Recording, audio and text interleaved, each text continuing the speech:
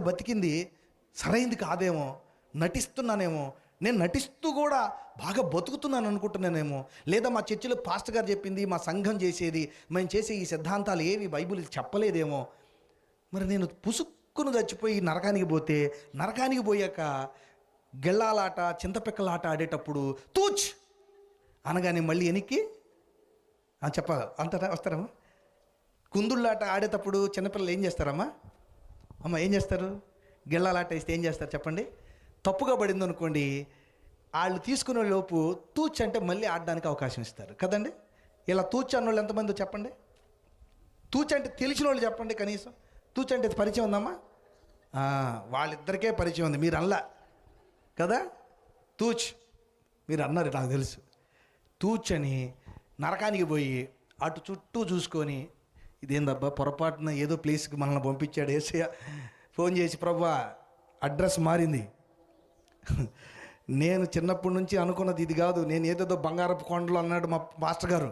బంగారపు గదులు బంగారపు రోడ్లు ఉంటాయి, ఆడ నీకు ఒక గది కడుతున్నాడు, పేతురు గారు మీ ఇంటి పక్కన ఉంటాడు, పౌలు గారు మీ ఇంటి పక్కన ఉంటాడు, మీ ఇంటానికేమో అబ్రహాం గారు ఉంటాడు అని మా పాస్టర్ గారు చెబితే, నేను చర్చికి పోతే నువ్వేంది అంత నల్లగా చీకటిగా మంటలు అబ్బో కాలుతుంది, అయ్యో ఒళ్ళు కాలుతుంది, మూతి కాలుతుంది, తల కాలుతుంది, ఏంది ఈ పని, ఇక్కడికి ఎందుకు తెచ్చావు, ఈ తూచ్ నన్ను మళ్ళీ పరలోకానికి పంపు అంటే పంపిస్తాడా?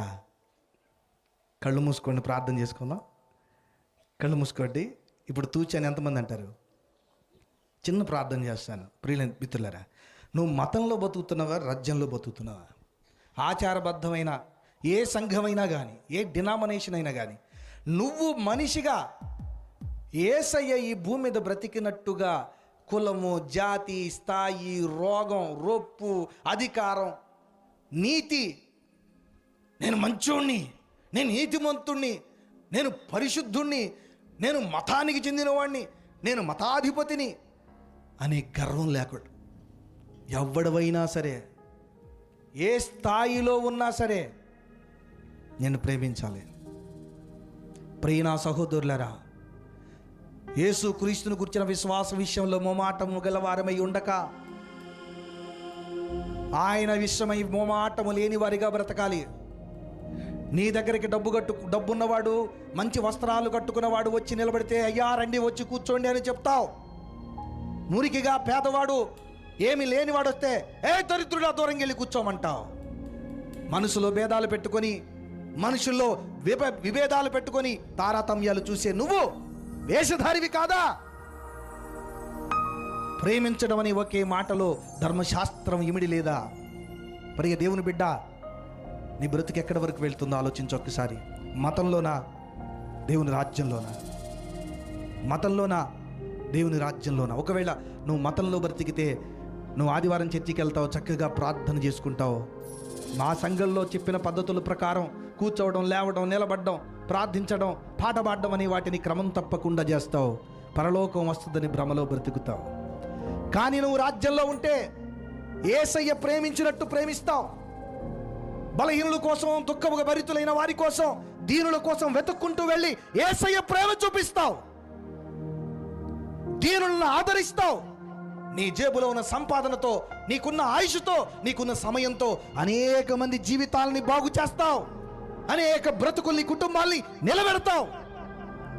లేదు అంటే మతంలో బతుకుతూ నీ బతుకు నువ్వే బతుకుతావు, నీ కష్టాజితాన్ని నువ్వే అనుభవిస్తావు, నీ పిల్లలు అనుభవిస్తారు, నీ మనవళ్ళు అనుభవిస్తారు. ప్రియబిడ్డ, కళ్ళు మూసుకొని ప్రార్థిద్దాం. నువ్వు ఏ పరిస్థితుల్లో ఉన్నావు? మతంలో ఉన్నావా, దేవుని రాజ్యంలో ఉన్నావా? మతంలో బతకడానికి ఇష్టపడితే నువ్వు కష్టపడాల్సిన పని లేదు, నీవు సంతృప్తికరంగా నువ్వు ఇప్పుడు చేస్తున్న భక్తి సరిపోద్ది.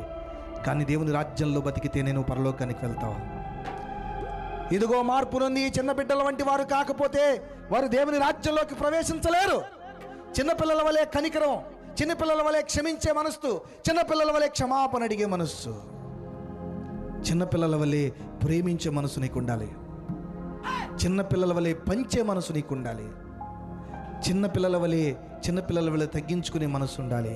చిన్నపిల్లల వలె తన నాన్న వస్తాడు అంటే ఎదురు చూసే మనసు, నిరీక్షణ ఉండాలి. ప్రేమగల తండ్రి, నీ బిడ్డల మాటలు మనస్ఫూర్తిగా అర్థం చేసుకుని వాళ్ళ జీవితాలు